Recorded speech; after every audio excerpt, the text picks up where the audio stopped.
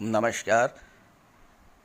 ज्योतिष शास्त्र में श्रद्धा और विश्वास रखने वाले सभी जातकों का पारलौकिक जगत चैनल में बहुत बहुत स्वागत है। धन, वैभव, ऐश्वर्य और सुख के कारक शुक्र 11 अगस्त को कन्या राशि में गोचर करेंगे और कन्या राशि में 11 अगस्त से 6 सितंबर तक रहेंगे। शुक्र के इस राशि परिवर्तन का कुंभ राशि के जातकों पर क्या प्रभाव पड़ेगा, इसी का विश्लेषण करेंगे इस वीडियो में। ख़ास तौर से कुंभ राशि के जातकों पर साढ़े साती का पहला चरण चल रहा है, तो उसका क्या प्रभाव होगा, और साथ ही साथ इस गोचर काल में कुंभ राशि के जातकों की कुंडली के अष्टम भाव में शुक्र गोचर करेंगे, तो इस पर विशेष चर्चा करेंगे इस वीडियो में। चलिए वीडियो शुरू करते हैं। तो ये है कुंभ राशि के जातकों की कुंडली। शुक्र 11 अगस्त को आपकी कुंडली के अष्टम भाव में गोचर करेंगे। कुछ कुंडली का अष्टम भाव सबसे ख़राब भाव माना जाता है, तो इस पर चर्चा करने से पहले साढ़े साती को लेकर के आपके मन में जो भ्रम है उसको मैं दूर करूंगा। आम धारणा ये है कि साढ़े साती में शनि हमेशा कष्ट ही देते हैं, लेकिन किसको, क्या सभी को कष्ट देते हैं? ऐसा बिल्कुल भी नहीं है। हाँ, ऐसे लोग जो झूठ बोलते हैं, छल कपट फरेब करते हैं, धोखाधड़ी और बेईमानी करते हैं, और सबसे बड़ी बात, जो गरीब, लाचार, असहाय, मजलूम, दिव्यांग लोगों को कष्ट देते हैं, उन्हें परेशान करते हैं, तो ऐसे लोगों को तो शनिदेव बहुत बड़ा दंड देते हैं। लेकिन अगर आप मेहनत और ईमानदारी से कार्य करते हैं, आपके मन में दया और करुणा की भावना है, आप दूसरों की हेल्प करते हैं, दूसरों के दुखों में शरीक होकर उनके दुखों को कम करने की कोशिश करते हैं, और दीन दुखी, असहाय, लाचार, मजलूम लोगों की हेल्प करते हैं, तो आप मेरी बात नोट कर लीजिए। शनि साढ़े साती की अवस्था में आपको इतना कुछ प्रदान कर देंगे जो आप सोच भी नहीं सकते, और शायद आपको पूरे जीवन में इतना न प्राप्त हो जितना आपको साढ़े साती की अवस्था में प्राप्त हो। इसलिए साढ़े साती से आपको परेशान होने की आवश्यकता नहीं है। बस आप ऐसे कार्य मत कीजिए जिससे कि साढ़े साती की अवस्था में शनिदेव आपसे अप्रसन्न हों। शुक्र आपकी कुंडली के अष्टम भाव में गोचर कर रहे हैं। इस पर चर्चा करने से पूर्व मैं आपसे एक बात शेयर करना चाहता हूँ। मेरे पिछले वीडियोस में मैंने धन को लेकर के जो प्रेडिक्शंस किए हैं, उसको लेकर कई तरह के कमेंट्स प्राप्त हुए हैं। उन सभी कमेंट्स को रिप्लाई करते हुए मैं सिर्फ ये कहना चाहूँगा, उद्यमेन ही सिद्ध्यन्ति कार्याणि न मनोरथे न ही सुप्तस्य सिंहस्य प्रविशन्ति मुखे मृगा। अर्थात परिश्रम करने से ही कार्य सिद्ध होते हैं। केवल कल्पना करने से, केवल सोचने से कार्य सिद्ध नहीं होते हैं। जिस तरह की सोते हुए शेर के मुंह में हिरण कभी भी प्रवेश नहीं करते। तो कर्म तो करना ही पड़ेगा। इसलिए कुंडली के एक भाव को कर्म भाव कहा जाता है। कुंडली में कर्म का भी एक भाव बनाया गया है, और इस कर्म भाव को लाभ भाव और भाग्य भाव के बीच में रखा गया है। साथ ही भाग्य भाव को पराक्रम भाव से जोड़ दिया गया है, पराक्रम या पुरुषार्थ भाव से जोड़ दिया गया है। तो पुरुषार्थ और भाग्य के सहयोग से जब आप कर्म करेंगे और कर्म क्षेत्र में उन्नति होगी तो लाभ होगा। अब अगर इन चारों ही भावों में शुभ ग्रह हों या शुभ ग्रह इनके स्वामी हो, तो कहना ही क्या, चौतरफा प्रगति होगी। अब आप देख लीजिए कि आपकी कुंडली के ये जो चार भाव हैं, लग्न भाव, सुख भाव, परिवार भाव और कर्म भाव। आपके लग्न भाव में देवगुरु बृहस्पति स्वयं विराजमान हैं, जो कि वक्री अवस्था में हैं और अत्यंत शुभ स्थिति में हैं। आपके परिवार भाव में मंगल गोचर कर रहे हैं और बुध भी गोचर कर रहे हैं। आपके सुख भाव के स्वामी शुक्र हैं, जो कि अत्यंत शुभ फल देते हैं और आपके कर्म भाव के स्वामी मंगल हैं जो कि बहुत ही शुभ स्थिति में है। तो ग्रह स्थितियां हर तरह से आपके सपोर्ट में हैं। आपने देखा होगा कि कई बार लगातार कठोर परिश्रम के बावजूद आपको सफलता नहीं मिलती और कई बार साधारण प्रयास से ही सफलता मिल जाती है। तो यही होता है ग्रहों का खेल, यही होता है ग्रहों का प्रभाव। ज्योतिष हमें यही सिखाता है कि जब ग्रह स्थितियां अनुकूल हैं तो आपको कम परिश्रम करने पर भी ज़्यादा लाभ मिल जाएगा।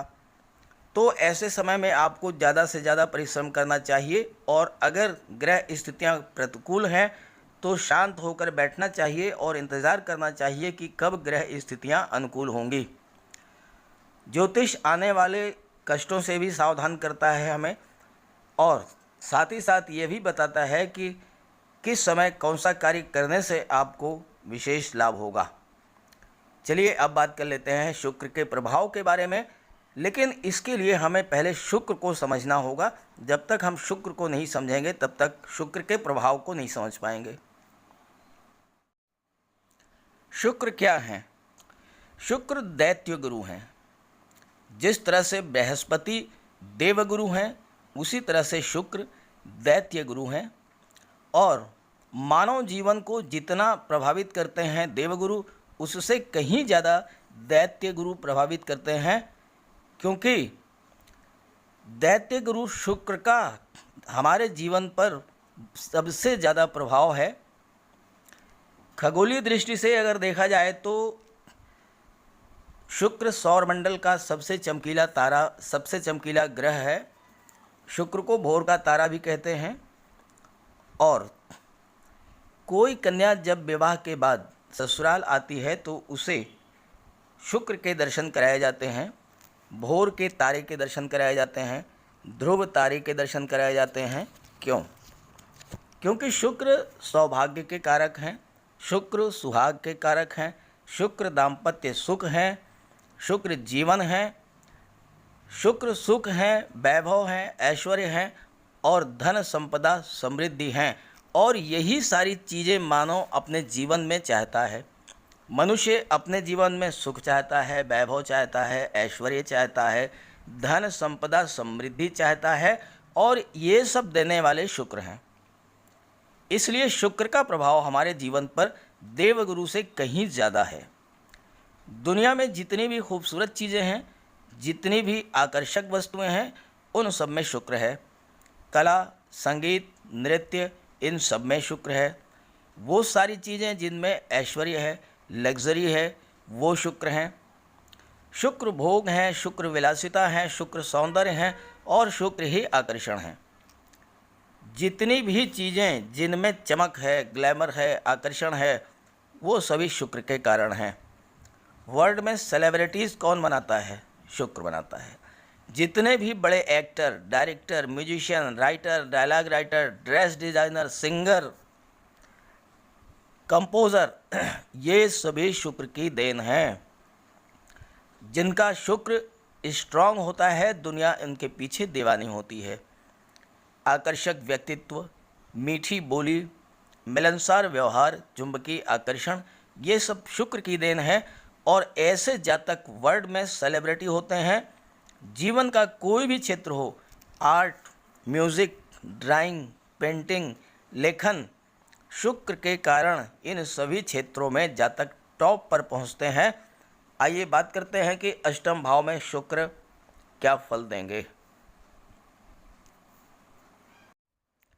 कुंडली का अष्टम भाव सबसे खराब भाव माना जाता है, क्योंकि अष्टम भाव से मृत्यु तुल्य कष्ट, गंभीर बीमारियों, इन सब का विचार किया जाता है। साथ ही साथ अष्टम भाव ज्योतिष, अतीन्द्रिय विद्याओं का भी होता है और अष्टम भाव भूमि से नीचे के पदार्थों का भी होता है। अष्टम भाव में शुक्र 11 अगस्त को गोचर करेंगे और कन्या राशि में गोचर करेंगे। तो कन्या राशि में शुक्र नीच के हो जाते हैं और 11 अगस्त से 26 अगस्त तक नीच की अवस्था में रहेंगे और उसके बाद 26 अगस्त को जैसे ही बुध अष्टम भाव में गोचर करेंगे तो शुक्र का नीच भंग होगा और नीच भंग राजयोग बनेगा। अष्टम भाव में ये माना जाता है कि सभी ग्रह खराब फल देते हैं, लेकिन शुक्र इसके अपवाद हैं। शुक्र अष्टम भाव में शुभ फल देते हैं। ज्योतिष के अनुसार जिस व्यक्ति की कुंडली के अष्टम भाव में शुक्र है, वह व्यक्ति खुश रहने वाला होता है, राज दरबार से अपना काम निकालने वाला होता है, यानी कि गवर्नमेंट अथॉरिटीज़ से, गवर्नमेंट ऑफिसर्स से उसके संबंध अच्छे होते हैं और वो गवर्नमेंट अथॉरिटीज़ और ऑफिसर्स से अपना काम निकलवाना जानते हैं। ऐसा व्यक्ति चिरायु होता है, यानी उसकी आयु लंबी होती है। अष्टम शुक्र व्यक्ति की आयु को बढ़ा देते हैं। साथ ही वो ऐसे कार्य करता है कि जाने के बाद भी लोग याद करते हैं।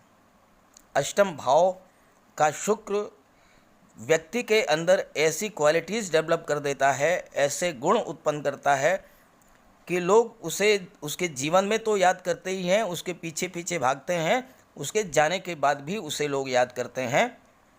और ज्योतिष कहता है कि ऐसे लोग भूमिपति होते हैं। भूमिपति होने का मतलब ऐसे लोगों के पास ज़मीन, जायदाद, मकान, वाहन, ये सारी सुविधाएं होती हैं।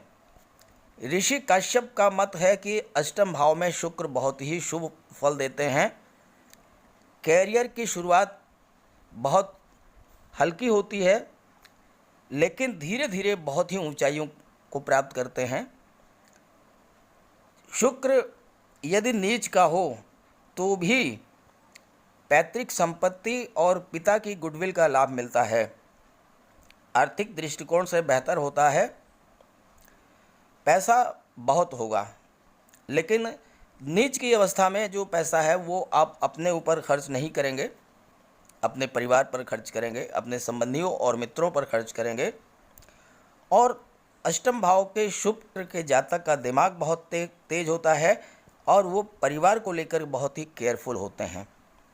अब एक चीज़ और मैं आपको बता दूं कि अष्टम भाव में शुक्र विराजमान हैं तो वो कुंडली के सप्तम भाव को, नवम भाव को भी प्रभावित करेंगे। कैसे, ये आपको मैं समझाता हूँ। ज्योतिष शास्त्र का एक सूत्र है, यद भावाद द्वादशो शुक्रो यद भावेश तथैव च यत्कार काच सो अंतस्थो नूनम तानि वृद्धिदो भवेत। अर्थात जिस भाव से शुक्र 12वें पर हो, तो भाग्य भाव से 12वें स्थान पर शुक्र है। आप देखिए 1, 2, 3, 4, 5, 6, 7, 8, 9, 10, 11 और 12। तो भाग्य भाव से 12वें स्थान पर शुक्र हैं। तो ज्योतिष का सूत्र जो है वो ये कहता है कि शुक्र जिस भाव से 12वें हो, उससे एक भाव के पहले के भाव का स्वामी उस भाव में उपस्थित ग्रह कमज़ोर स्थिति में हो तो भी उस भाव का स्वामी या उसमें विराजमान ग्रह जिस चीज़ के कारक हैं उसमें वृद्धि होगी। तो इसका मतलब ये हुआ कि भाग्य भाव को शुक्र प्रभावित करेंगे और भाग्य की भी उन्नति करेंगे। हालांकि भाग्य भाव में कोई भी ग्रह विराजमान नहीं है, लेकिन भाग्य भाव के स्वामी स्वयं शुक्र हैं और शुक्र भाग्य भाव को प्रभावित करेंगे। साथ ही साथ 26 अगस्त को जब शुक्र का नीच भंग होगा, तब तो आपके भाग्य भाव को बहुत ही अधिक प्रभावित करेंगे, बहुत ही अधिक भाग्योन्नति करेंगे। और चूंकि पराक्रम भाव के स्वामी मंगल हैं, आपके कर्म भाव के स्वामी भी मंगल हैं और मंगल आपकी कुंडली के सप्तम भाव में गोचर कर रहे हैं और उन पर देवगुरु की सीधी दृष्टि पड़ रही है। देवगुरु और मंगल आपस में परम मित्र हैं। तो ऐसी स्थिति में भाग्य, पुरुषार्थ और कर्म के सहयोग से आपकी बहुत बड़ी भाग्योन्नति, बहुत बड़ा आपको लाभ होगा, क्योंकि लाभ भाव के स्वामी स्वयं बृहस्पति हैं। तो ऐसी स्थिति में वो जातक जो कि शुक्र के संबंधित कार्यों को कर रहे हैं, जैसे रेडीमेड गारमेंट्स, कॉस्मेटिक्स, श्रृंगार प्रसाधन, परफ्यूम, या जो ब्यूटिशियन हैं, ब्यूटी पार्लर हैं, जो ड्रेस डिज़ाइनिंग का कार्य कर रहे हैं, फैशन डिज़ाइनिंग का कार्य कर रहे हैं, उनके कार्य क्षेत्र में उनके लाभ में बहुत बड़ी वृद्धि होगी। जो जातक गिफ्ट आइटम्स, इवेंट मैनेजमेंट या डेकोरेशन का कार्य करते हैं, उन्हें भी बहुत बड़ी लाभ होगा। Hotel, restaurant, transport and tourism और सर्विस प्रोवाइडिंग एजेंसीज से जुड़े हुए जातकों को भी बहुत बड़ा लाभ होगा। और चूंकि मंगल आपके कर्म भाव के स्वामी हैं, तो जो जातक पुलिस, आर्मी, पैरामिलिट्री फोर्सेज या रक्षा विभाग से जुड़े हुए हैं, जो फायर से रिलेटेड कार्य करते हैं, बिजली से संबंधित कार्य करते हैं, जो डॉक्टर हैं, ब्लड बैंक, सर्जरी, केमिस्ट हैं या मेडिकल स्टोर चलाते हैं, उन्हें भी बहुत बड़ा लाभ होगा इस गोचर काल में शुक्र के। तो इस तरह से मैंने जो है शुक्र आपके अष्टम भाव में है इसकी विवेचना की है, और अब आपको ये स्पष्ट होगा कि अष्टम भाव में शुक्र कभी भी खराब फल नहीं देंगे। अब एक सबसे महत्वपूर्ण बिंदु जिस पर मैंने अभी तक चर्चा नहीं की है, और वो ये है कि आपकी तिजोरी कैसे भरेगी, धन कैसे प्राप्त होगा। आइए इसको भी समझ लेते हैं। आपकी कुंडली में महाधनी योग बन रहा है। थंबनेल में जगह नहीं थी इसलिए मैंने नहीं लिखा। महाधनी योग बन रहा है आपकी कुंडली में इस गोचर काल में। कैसे, समझिए। लाभ भाव के स्वामी हैं देवगुरु बृहस्पति।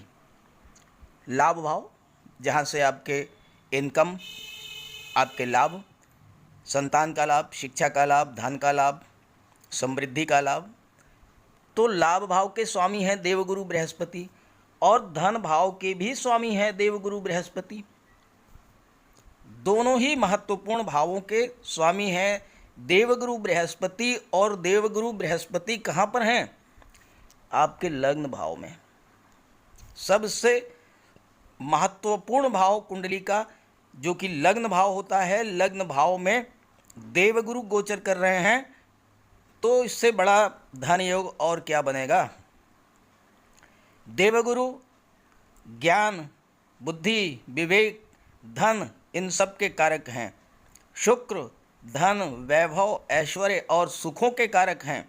और आप देखिए कि आपके सुख भाव के स्वामी भी शुक्र हैं, भाग्य भाव के भी स्वामी शुक्र हैं, सुख भाव के भी स्वामी शुक्र हैं।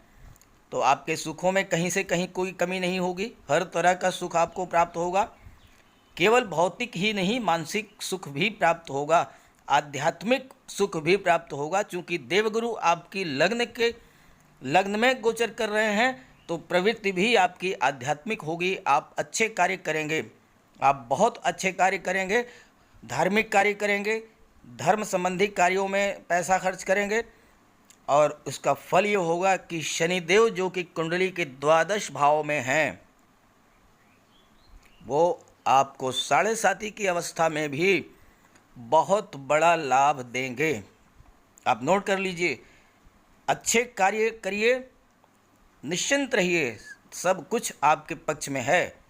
देवगुरु आपकी तिजोरी को भर देंगे, आपके अंदर ज्ञान उत्पन्न करेंगे, आपके अंदर बुद्धि विवेक होगा। मंगल आपके कुंडली के पराक्रम भाव में हैं, आपके अंदर साहस, ऊर्जा, पराक्रम भरेंगे। कर्म भाव में आपको उन्नति कराएंगे, क्योंकि कर्म भाव के स्वामी मंगल हैं।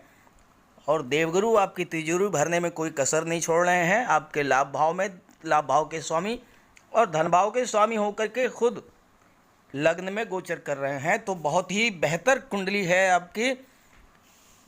11 अगस्त से 6 सितंबर तक आपको लाभ ही लाभ होगा, और 6 सितंबर के बाद तो स्थितियां और भी बेहतर हो जाएंगी, क्योंकि शुक्र जो हैं तुला राशि में गोचर करेंगे।